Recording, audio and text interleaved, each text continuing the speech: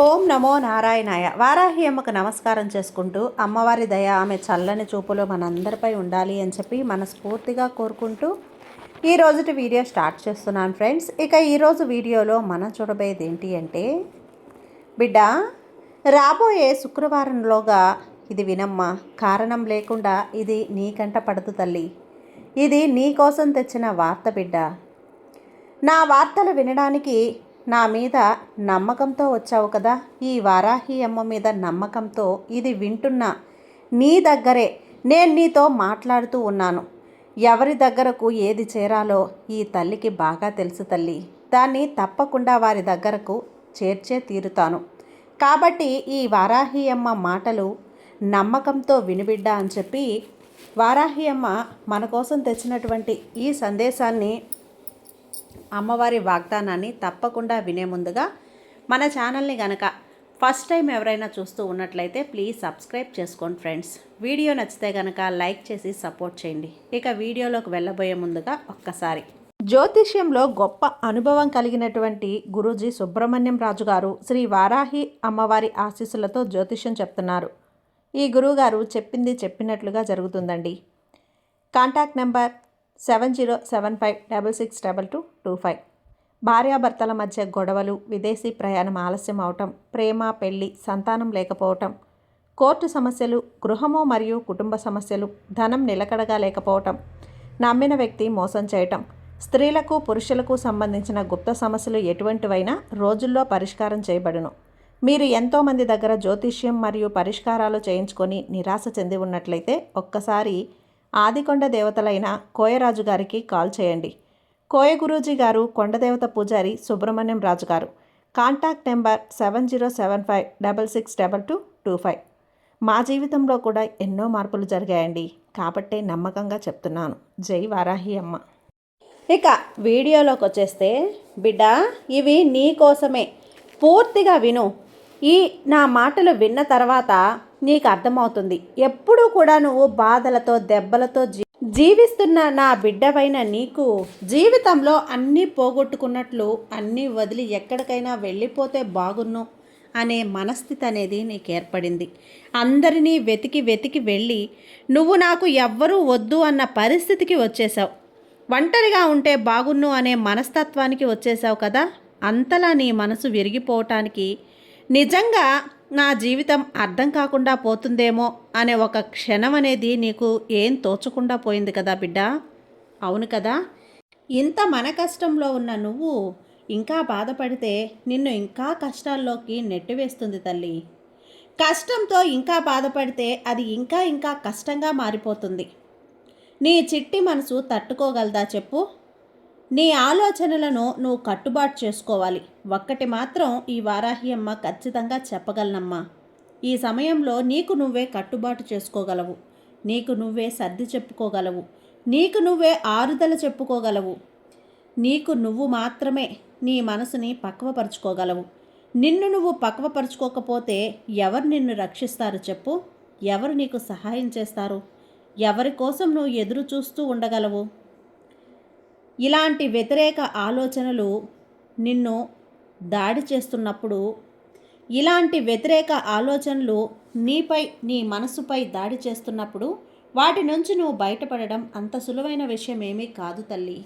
కానీ నీ మనసు ధ్యాస తిప్పుకోవటం వలన అన్ని సమస్యలకు అద్భుతమైన దారి దొరుకుతుంది. ఎవరి పక్క నువ్వు తిప్పాలి, ఏం చెయ్యాలి అనే దానికి నేనున్నాను కదా. ఈ వారాహి అమ్మని నేనున్నానమ్మా. నీకు అన్నీ చెప్పడానికే, వివరంగా వివరించడానికే, నీ మనసుని ధ్యాస మళ్లించడానికే వచ్చాను. నీ ఆలోచనలని నా వైపు తిప్పుకో. నా నామస్మరణ చేస్తూ ఉండు. ఈ వారాహి అమ్మని నీకు భయం వేసినప్పుడల్లా, నీకు ఏం తోచనప్పుడల్లా అమ్మా వారాహి అమ్మ అని ఒక్క పిలుపు పిలువు. ఆ పిలుపుతోనే నీ ముందు వాలిపోతాను. శరవేగంగా వచ్చి నీ కష్టాన్ని నేను తీరుస్తాను. నీకు ఆరుదల చెప్తాను. నీ గుండెకు ధైర్యం మాటలు చెప్తాను. నీ గుండె నిండా ధైర్యాన్ని నింపి నీవు సంతోషంగా ఉండేలా నేను చూస్తాను. అన్నీ నా దగ్గర, నా పాదాల దగ్గర చేరని. వేరే దాని గురించి నువ్వు పట్టించుకోకుండా ఈ వారాహి అమ్మ పూజ చేసుకుంటూ ఉండు. పంచమి రోజున ముఖ్యంగా నాకు ఒక చిన్న దీపం వెలిగించి చిన్న బెల్లం ముక్కను నాకు ప్రసాదంగా సమర్పించు చాలు. నీ కష్టాలన్నీ కూడా తీర్చి నీ జీవితంలో కూడా బెల్లం ఏ విధమైనటువంటి తీపిగా మధురంగా ఉంటుందో అంతటి మధురమైన శుభవార్తల్ని నీ జీవితంలోకి తీసుకొస్తాను. నా నామస్మరణ నేను ధ్యాస ఉంచితే నాకు మంచి జరుగుతుంది అని పూర్తి ధ్యాస నా వైపు తిప్పు తల్లి. ఈ వారాహి అమ్మ వైపు తిప్పు. అన్ని ప్రార్థనలకి అన్ని సమస్యలకి పరిష్కారం ఈ వారాహి అమ్మ నేనిస్తానని వాటి గురించి మర్చిపో. నాలో ఐక్యమవ్వు. అలా అయినప్పుడు నువ్వు నడిచే దారంతా కూడా పూలబాటగా ఉంటుంది. ఇవన్నీ మరచి నువ్వు చేరాల్సిన చోటికి తప్పకుండా చేరుతావు. నువ్వు అందుకోవాల్సింది ఖచ్చితంగా అందుకుంటావు. అప్పుడు నువ్వు వచ్చిన ఈ దారి సంతోషకరమైన దారిగా సంతోషాన్ని నీకు పరిపూర్ణంగా నువ్వు ఆశ్చర్యపోయేలా ఇస్తుంది.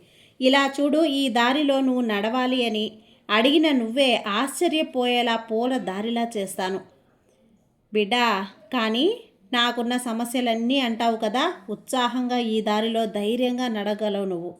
ఈ జీవితం అనేది జీవించడానికేనమ్మా. నువ్వు దిగులు పడకు. కూర్చోవడానికి కాదు ఈ జన్మ నీకిచ్చింది. నువ్వు బాధపడడానికి కాదు ఈ జీవితాన్ని నీకిచ్చింది. నీకు కావలసిన విధంగా నువ్వు మార్చుకో. కదలకపోతే దాన్ని అలవాటు చేసుకో. ఆనందంగా ఉండడానికి ప్రయత్నించు. ఎందరో మనుషులు వాళ్ళ మరణాన్ని ఇష్టపడతారా చెప్పు? మరికొందరు జీవితాన్ని ఆస్వాదిస్తూ జీవిస్తూ ఉంటారు. అది ఎలా సాధ్యం? వారి మనసును బట్టే జరుగుతూ ఉంటుంది.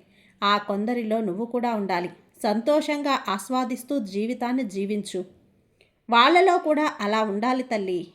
ఈ వారాహి అమ్మ నీతోనే నేను చెబుతున్నాను కదా. ఈ మాటలు నమ్మి దిగులనేది తీసేసి దిగులు లేకుండా జీవించు.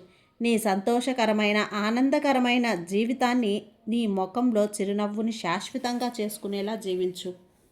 అప్పుడే కదా నీకు పట్టరానటువంటి సంతోషాన్నిచ్చే శుభవార్తలతో ఈ వారాహి అమ్మ నీ ముందుకు వస్తాను. నువ్వు ఎప్పుడూ కూడా బాధగా ఉంటే నాకు బాధగానే ఉంటుంది కదా. నువ్వు సంతోషంగా ఉంటేనే లోపల కొండంత కష్టం ఉన్నా సరే పైకి నువ్వు చిరునవ్వులు నవ్వుతూ కష్టాన్ని కనపడనీయకుండా ఆనందమైన జీవితాన్ని గడుపుతున్నట్లు నువ్వు ఈ ప్రపంచానికి చూపించగలిగితే ఆ విశ్వం కూడా నిన్ను ఆశీర్వదిస్తుంది ఈ చిరునవ్వుని నీకు శాశ్వతం చేయటానికి. కాబట్టి నువ్వు ఎప్పుడూ కూడా కష్టం అని అనకుండా నీ జీవితంని నువ్వు సంతోషంగా ఎలా మార్చుకోవాలో ప్రయత్నించు. ఆ ప్రయత్నాలకి నేను నీకు తోడుగా నిలిచి నువ్వు చేసే ప్రయత్నాలు ఫలించేలా చేస్తాను. నీ జీవితం సుఖంగా ఉండేలా సకల ప్రయత్నాలు నేను చేస్తాను బిడ్డ. ఈ వారాహి అమ్మ నమ్మకంతో ఉండు తల్లి. నీకంతా కూడా మంచే జరిగేలా చేస్తాను. ఈ వారాహి అమ్మ తోడున్నంత వరకు కూడా నీకు ఎలాంటి భయము లేదు. సర్వేజన సుఖినో భవంతు. జై వారాహి అమ్మ.